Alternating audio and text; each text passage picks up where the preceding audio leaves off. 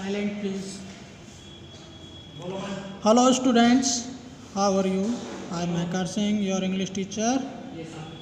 Class 9th, subject English First, Poetry.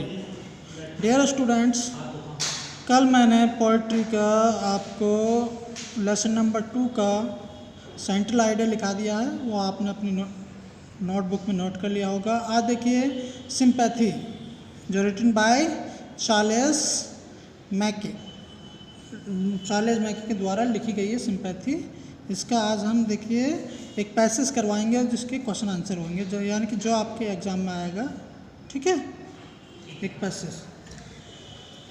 Read the following stanza and answer the question that follow, यानी कि निम्नलिखित passage को पढ़ो और जो नीचे इसके जो प्रश्न दिए गए हैं उनके उत्तर इसी पैराग्राफ में से पढ़कर देने हैं।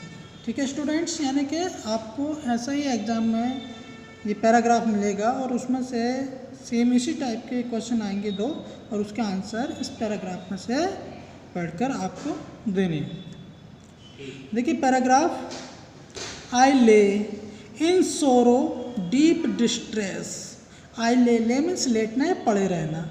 इन सोरो दुख में, डीप गहरे डिस्ट्रेस, यानी कि कभी क्या कहता है, मैं बुरी तरीके से परेशान होके ज़मीन पर पड़ा था। डिस्ट्रेस परेशानी में, सोरो में, दुख में, यानी कि या युद्ध में लड़ा हुआ, XYZ कुछ भी परेशानी में है, बीमारी से। ठीक है।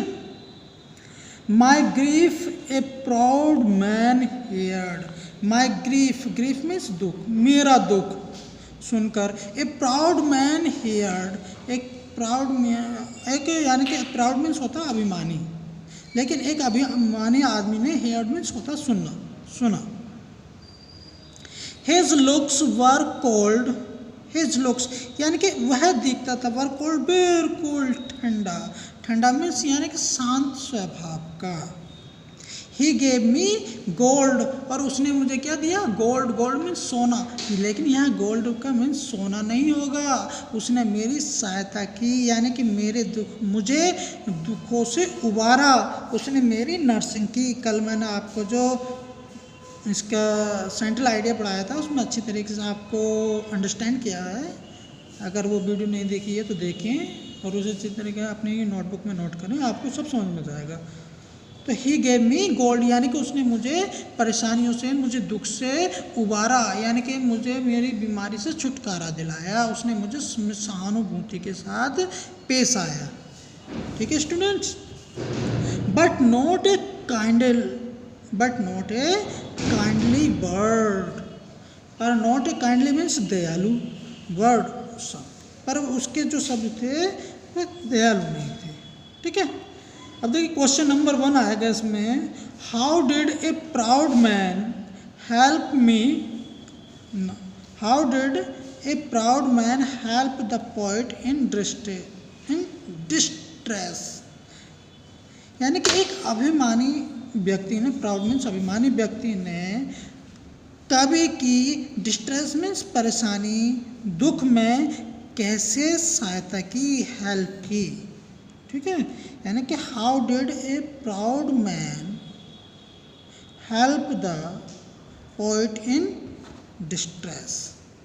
तो इसका आंसर हो जाएगा, the proud man helped the poet in his distress, यानी कि पहले का आंसर हो जाएगा स्टूडेंट्स। ए प्राउड मैन, एक अभिमानी व्यक्ति ने, हेल्प सहायता की, द पोएट कवि की, इन हिज डिस्ट्रेस यानी कि उसकी परेशानी में, उसकी बीमारी में, by giving him some money, यानी कुछ धन देकर, कुछ सहायता कर, कुछ सहानुभूति दिखाकर। ठीक है। नेक्स्ट क्वेश्चन है, explain his looks were cold, पहला दूसरा, यानी कि एक्सप्लेन व्याख्या कीजिए, हिज लुक्स जो उसके लुक्स वह कैसे दिखाई देता था, वर कोल्ड यानी कि वह ठंडा कैसे दिखाई देता था, इसकी एक्सप्लेन कीजिए, यानी कि ये कोल्ड क्यों दिखाई देता था। ठीक है, इसे समझाइए। तो हिज लुक्स वर कोल्ड, उसके जो स्वभाव था, उसका वो जो दिखाई पड़ता था वह कोल्ड, बिल्कुल ठंडा दिखाई पड़ता था। Means that the man showed no sympathy to the poet, यानी कि उसने कवि के साथ जो सिंपैथी, सहानुभूति दिखाई, इसका मीनिंग्स है यानी कि बिल्कुल क्या था वो, ठंडे थे, सहानुभूति।